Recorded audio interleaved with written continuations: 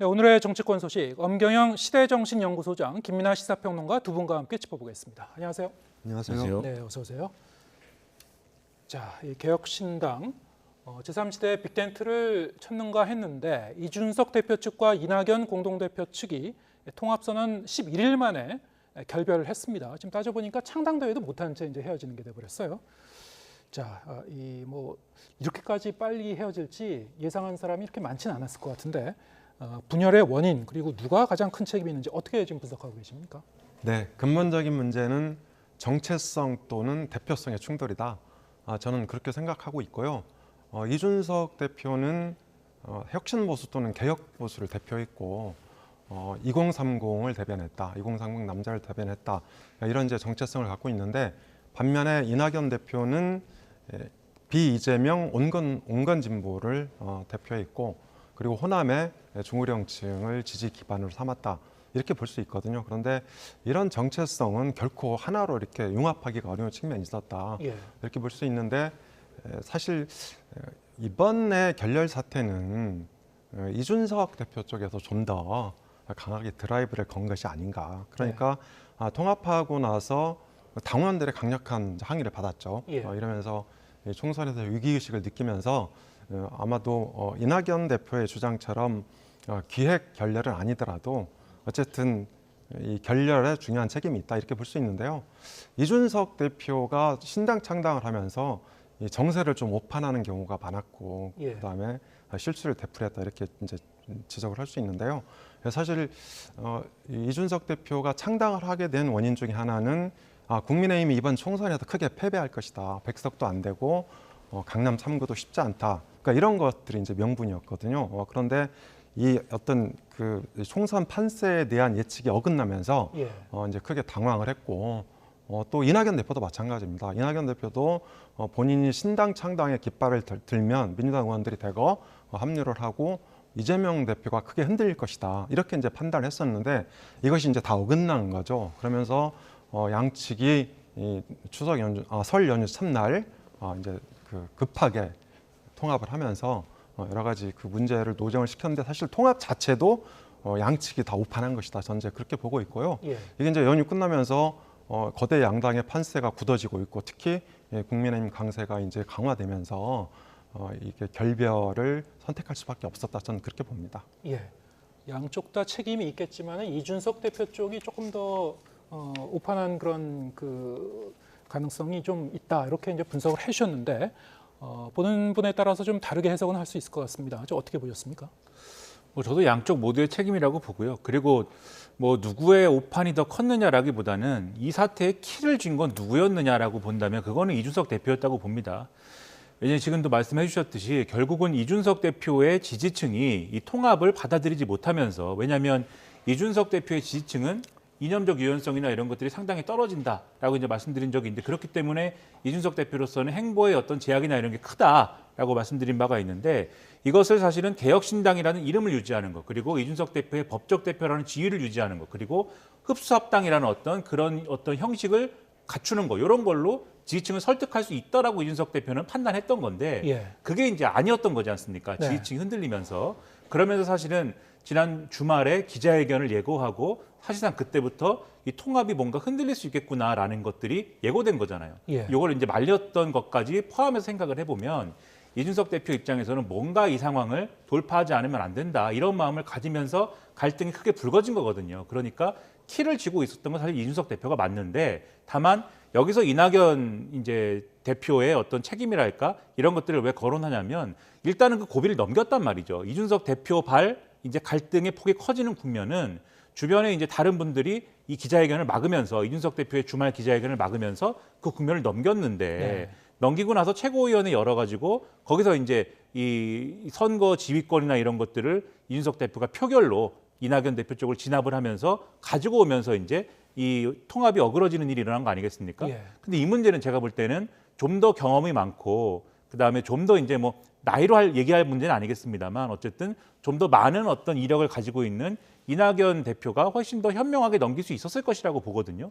이 문제를 결국은 걷어차 통합의 어떤 그러한 성과를 걷어차버리는 모양새를 결국은 이제 만든 것은 이낙연 대표가 돼버렸기 때문에 네. 이것은 그 정도의 연륜이 있는 그다음에 그 정도의 경험을 갖추고 있는 이 정치인이 보여줄 만한 모습은 또 아닌 것처럼 비춰질 수가 있는 그림이 돼버렸습니다. 그래서 결과적으로는 양측 모두가 예. 좀 상처를 입고 좀 좋을 게 없는 그러한 모습으로 된 것이 아닌가 이렇게 보는 겁니다. 네.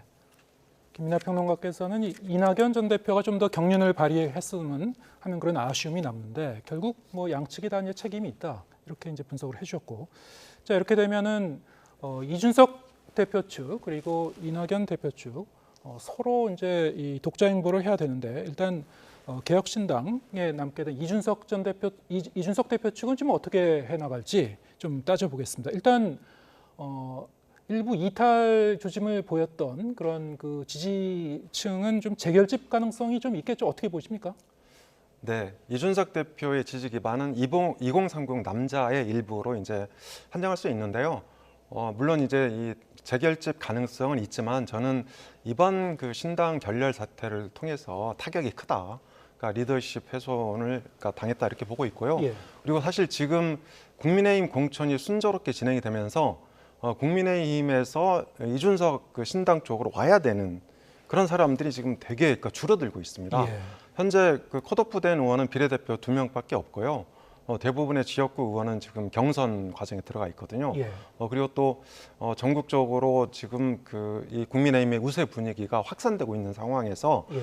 추가로 이준석 개혁신당에 합류할 의원이 있을지 좀 의문입니다. 예. 그래서 현실적으로 이준석 개혁신당이 할 수 있는 일은 이 비례대표 교차 투표를 이제 그 노려보는 방안이죠. 예. 그래서 지역구에서는 2030 남자가 국민의힘 후보를 찍고 그다음에 비례대표에서는 개혁신당을 지지하는. 네. 그러니까 그런데 이거는 좀 한계가 있을 수밖에 없다. 그래서 네. 저는 비례대표 진입 정도의 득표율 그러니까 뭐 3%를 넘어서는 5% 안팎 정도 예상을 하고 있습니다. 그렇군요. 예.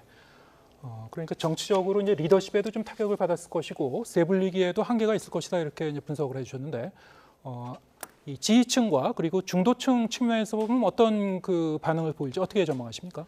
일단 이준석 대표의 지지층 일부가 좀 마음을 돌리는 측면이 있을 텐데 왜냐하면 이준석 대표의 지지층이 가장 크게 이번 사태를 통해서 문제를 삼은 것은 이낙연 대표도 이낙연 대표지만 이낙연 대표와 같이 이제 행보를 해온 배복주 전 정의당 부대표라든지 그다음에 이제 같이 뭐 나가진 않았습니다만은 류호정 전 의원이라든지 이런 부분들이잖아요. 예. 그래서 이런 부분들 중에 일종의 이제 전장현 관련은 이제 인사라고들 이제 주장을 하는 이준석 대표 측의 이제 이 지지층이 배복주 전 부대표 문제가 해결된 거 아닌가 이렇게 보는 시선이 있으니까 이런 부분들 때문에 지지층 일부가 다시 돌아오기는 할 겁니다. 그런데 그게 예를 들면 이번에 100을 잃었는데 100이 다 돌아올 거냐? 그렇지 않을 거예요. 예. 50이 돌아올 거냐도 사실 저는 의문이라고 보기 그렇군요. 때문에 예. 앞으로 이준석 대표가 추가로 더 뭔가를 하지 않으면 네. 그동안 잃은 지지층을 복구하는 것도 상당한 노력이 필요할 거다. 그래서 사실 이준석 대표가 갈 길이 바쁜 게 예.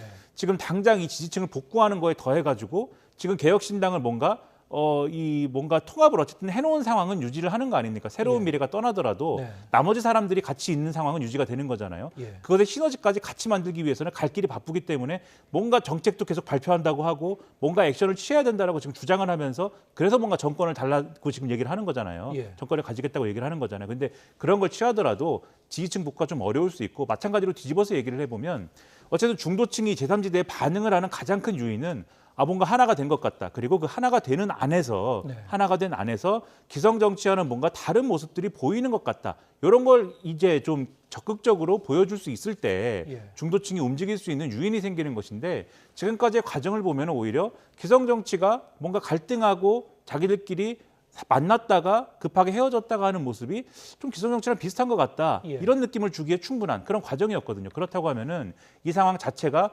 중도층 입장에서는 그렇게 끌릴 만한 그러한 어떤 그런 모습을 보여준 건 아니었기 때문에 중도층이 여기에 대해서 관심을 갖는 것도 상당한 한계를 지금 보여준 것이 될 수밖에 없다. 이렇게 볼 수가 있습니다. 네. 중도층도 상당히 좀 실망했을 것이다. 그 부분은 사실 이낙연 대표 측도 마찬가지 아닐까 싶은데요. 비슷한 논리에서 이낙연 대표 측은 뭐 당명을 비롯해서 뭐 새롭게 재검토를 할 것이다 지금 이렇게 예고를 하고 있는데 새로운 미래 역시 이제 홀로 소기를 할 텐데요. 뭐 어떻게 해나갈 것 같습니까? 일단 그 세불리기 차원에서는 좀 유리한 측면이 있습니까?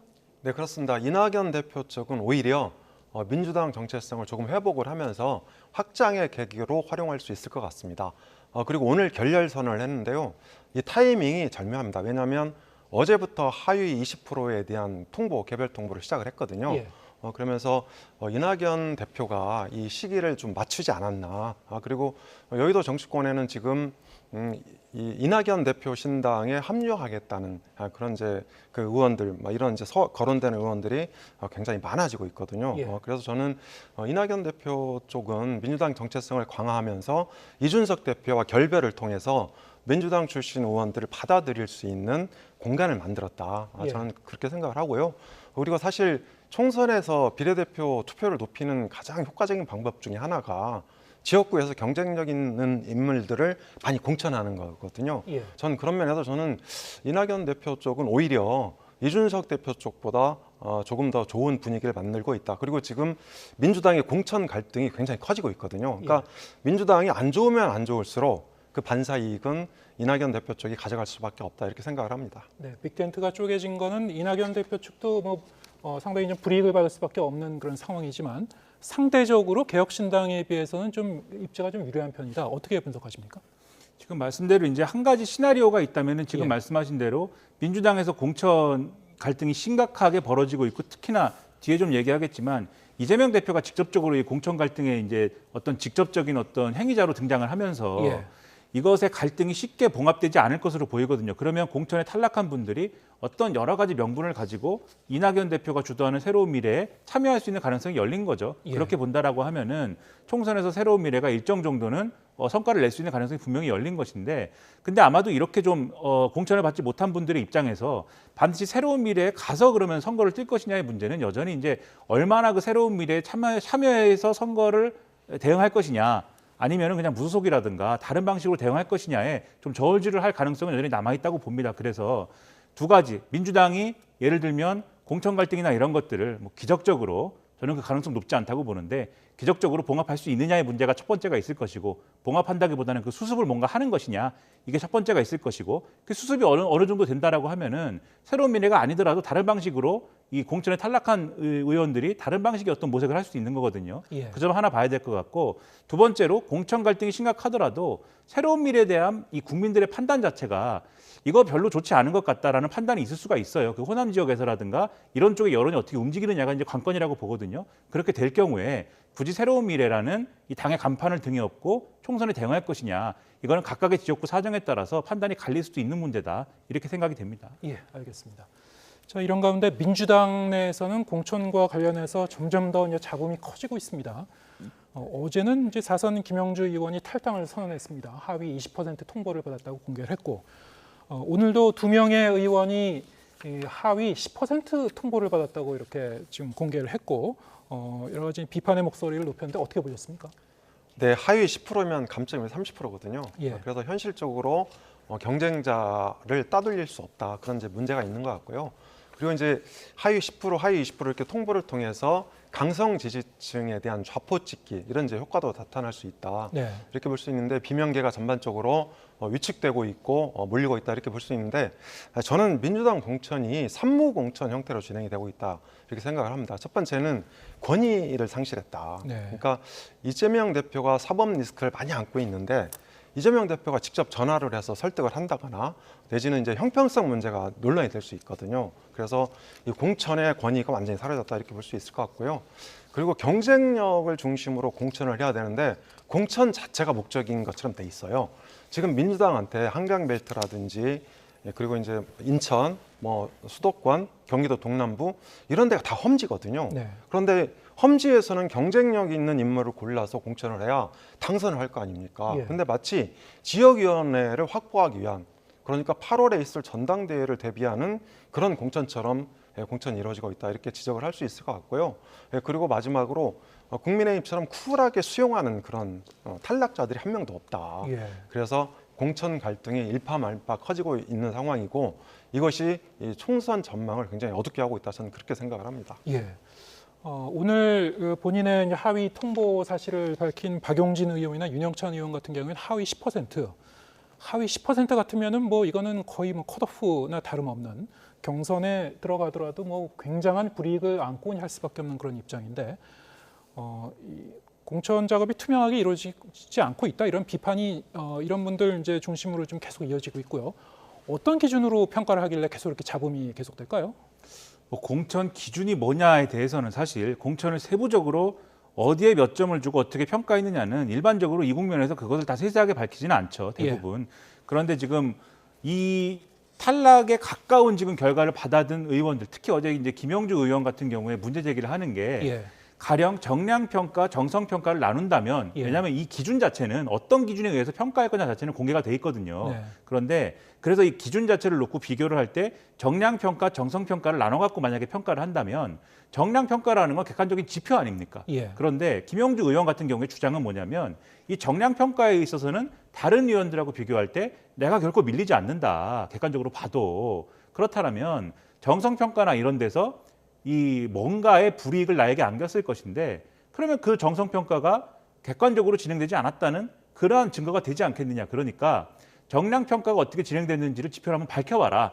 만약에 정량평가가 다른 의원들에 비해서도 내가 우위가 확실한데 정성평가에서 아주 낮은 어떤 점수가 나와가지고 내가 공천 탈락한 거라면 이 정성평가가 문제가 있는 것이라고 볼 수밖에 없다. 이렇게 주장을 한 거거든요.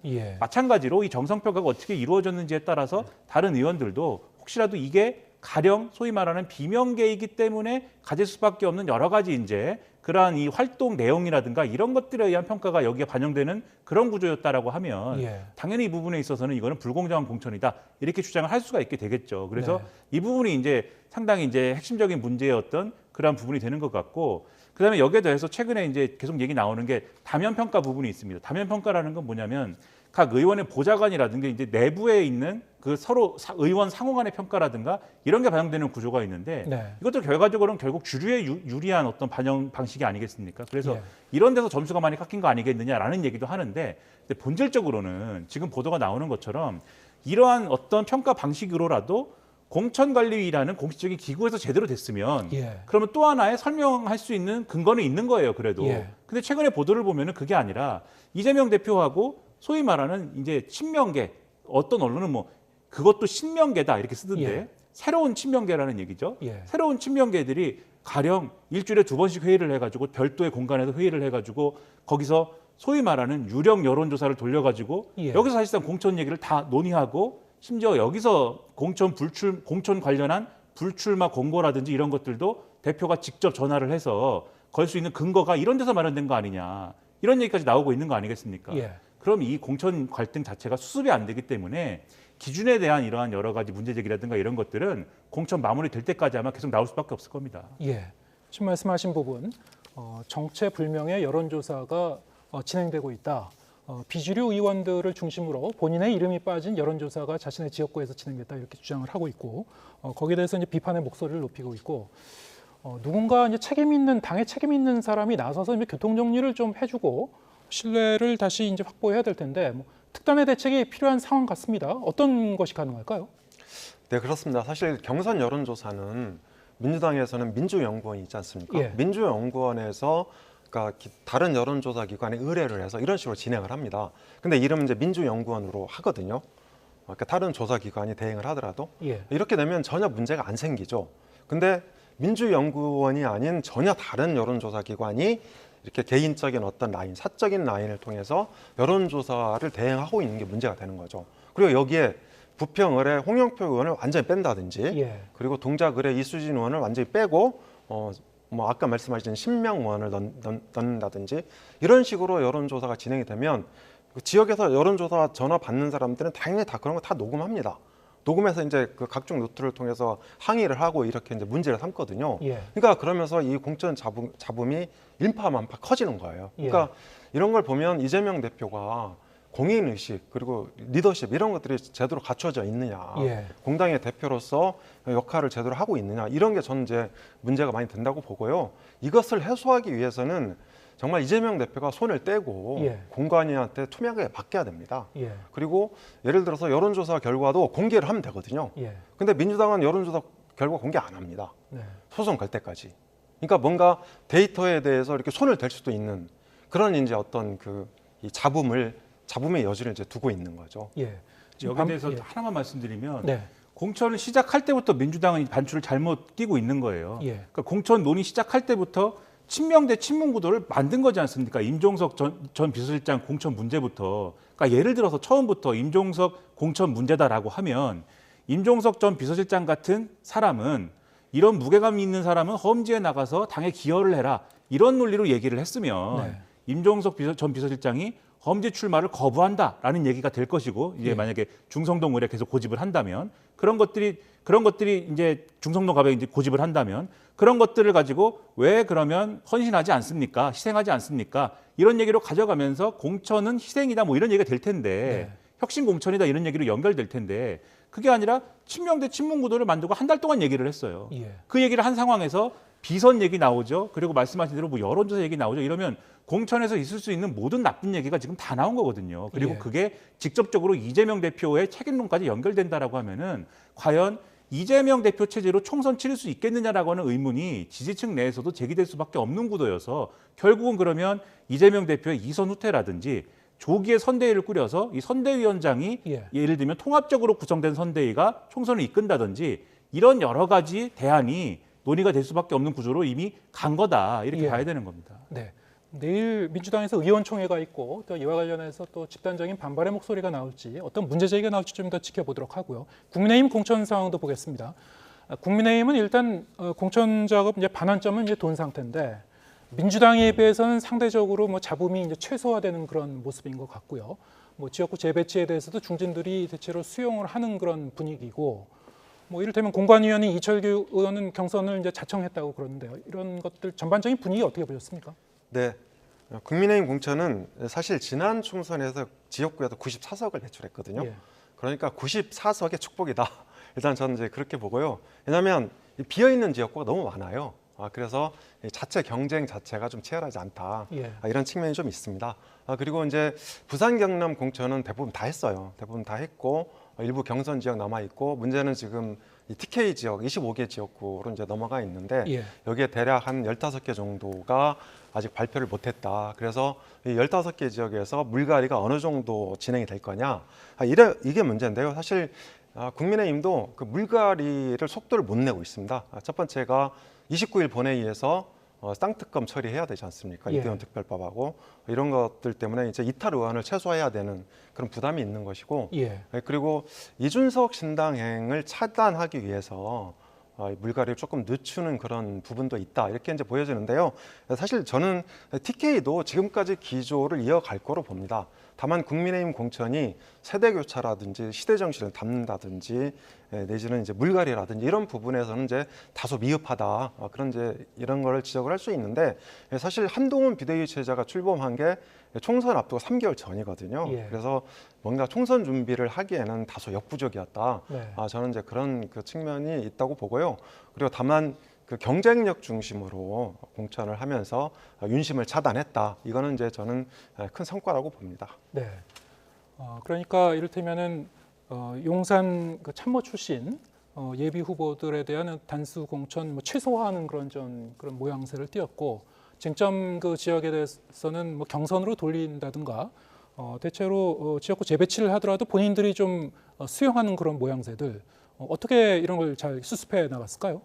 첫째로는 여당의 프리미엄이 있는 거죠. 그래 여당이 선택할 수 있는 여러 가지 선택지가 훨씬 넓기 때문에 인사에 있어서도 그런 것들이 작용하지 않겠습니까? 예.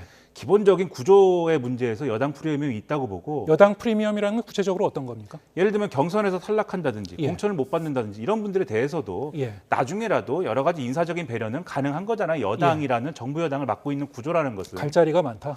뭐 쉽게 얘기하면 그런 건데 예. 그걸 또 함부로 얘기하기는 어려운 거니까 그런 것들이 가능하다라는 기대가 좀 있을 수가 있는 것이기 때문에 조율 가능한 부분들이 있지 않을까라는 생각이 가능한 거고요. 그리고 두 번째로 매를 먼저 맞은 효과도 있는 것 같아요. 뭐냐면 그 전 국면에서 워낙 이제 윤심 공천이 굉장히 많이 될 것이다, 낙하산들이 많을 것이다 얘기를 엄청나게 많이 해놓은 데다가 또 한동훈 비대위원장하고 윤석열 대통령 간의 직접적인 충돌 국면이 있지 않았습니까? 이런 국면이 있다 보니까 윤석열 대통령도 윤심 공천을 굳이 강하게 주장하지는 못하는 것이고 또 한동훈 비대위원장도 어느 정도는 윤석열 대통령이 좀 공천하고 싶은 사람의 마음을 배제하지는 못하는 거고 이런 국면이 있는 거잖아요. 예. 그래서 일부 정말 윤석열 대통령이 원하는 사람은 사실 이번에 공천을 어느 정도 될 것이고 된 부분도 있는 거거든요. 예. 그런 부분을 봐야 될 것 같고 또 언론도 사실 언론도 이제 신기한 것은 대통령실 출신의 인사들이 단수 공천을 못 받은 거에 대해서 굉장하다. 이것은 용액관들이 배제됐구나. 이렇게 보도하지만 그동안 사실 일반적인 기준에서 당내 친윤 의원이다. 이렇게 평가됐던 분들이 단수 공천 받은 거 있거든요. 예. 그리고 아마 경선에서도 이기고 뭐 이런 사례들이 있을 것이고 한데 이런 부분에 대해서는 잘 얘기는 안 한단 말이죠, 언론들이. 예. 그게 효과가 앞에 말씀드린 매를 일찍 받은 효과란 말입니다. 그래서 그런 것들이 이제 효과를 발휘하고 있는 측면이 있다라는 거고 마지막으로 세 번째, 근데 결론적으로는 결과가 다 나온 다음에 평가가 좀 이루어질 것 같아요. 완벽한 결과가 다 나온 다음에. 왜냐하면 그 이전까지는 모르는 일 아니겠습니까? 뚜껑 열어야 아는 거 아니겠습니까? 마지막 결과를 보고 국민이 판단할 거여서 지금까지는 잘 되고 있는데 포장지가 잘 예쁘게 만들어져 있는데 예. 그리고 포장지 뜯었을 때 어떻게 될 거냐까지는 마무리까지 보고 나서 판단해야 될 것 같습니다. 예, 마무리까지 봐야 될 것이다. 아까 지금까지 뭐 큰 이 공천 관련 내용은 뭐 이렇게 두드러지진 않고 있는데 또 다른 한편에서 보면 좀 감동은 적은 편 같다. 이런 그 기조로 좀 평가를 해주셨습니다만 아무튼 국민의힘 같은 경우에도 뭐 이르면 내일부터 서울이나 아니면 영남 지역의 이런 지역구 재배치 결과 뭐 추가로 발표할 가능성이 있고요. 컷오프되는 현역 의원들도 결국에는 뭐 조만간 공개되지 않을까 싶은데 어떻게 될 것 같습니까? 네, 그게 29일 본회의하고 연결이 돼 있죠. 예. 네, 그래서 저는 그렇지만 이제 그 인원이 많지는 않을 것 같고요. 예. 또 뭐 이 쌍특검을 이제 가결할 정도의 수준은 안 될 거다. 예. 그러니까 거의 20여 명 정도가 더 찬성을 해야 쌍특검 가결할 수 있거든요. 근데 저는 이제 그 정도 수준까지는 안 될 거로 봅니다. 그리고 예를 들어서 지금 이제 박진 의원 같은 경우에 서대문 뭐 배치설도 나오고 있고 예. 일부 언론에서는 김무성 전 대표를 마포을 네. 그러니까 정청래 의원 지역구죠. 여기에 이제 배치한다 이런 이제 얘기도 나오고 있는데요. 네. 저는 이제 그런 부분은 추가로 이어질 가능성도 있다고 봅니다. 예. 박진 의원 같은 경우에도 뭐 서울 서대문을 출마해달라는 요청을 이제 이미 수락을 한 상태고 전반적으로는 뭐 이렇게 순조로운 것 같은데 지금 말씀하셨다시피 29일 본회의가 예정돼 있고 거기서 쌍특검 재투표가 이루어질지 그러면 그 기간 동안에 여당 내에서 반발하는 그런 후보자들이 나와서 그것이 어떤 변수가 될지 어떻게 전망하십니까? 그런데 저는 뭐 가능성이야 여러 가지 가능성을 얘기할 수 있겠습니다만 예. 사실 그동안 논의가 됐던 공천 못 받은 사람들이 이른바 반란표를 이제 던져서 네. 쌍특검이 가결되는 거 아니냐. 저는 그것 자체가 얼마나 현실성이 있는지 잘 모르겠습니다. 그분들이 그렇게 표결해서 얻을 수 있는 이익이 뭘까? 그러니까 어느 정도 이탈표는 있을 수 있는데 예. 그렇게 해서 어떤 이득을 얻는가를 생각해 보면 더군다나 이번 총선을 끝으로 뭐 국민의힘 윤석열 정권이 끝나는 것도 아니지 않습니까? 예. 아직 정권의 이 임기가 상당히 남았기 때문에 그러한 가능성 자체는 많지 않을 것이다라고 생각하고 있습니다. 예, 알겠습니다. 오늘 말씀 여기까지 듣겠습니다. 엄경영 시대정신연구소장, 김민하 시사평론가 두 분과 함께했습니다. 고맙습니다.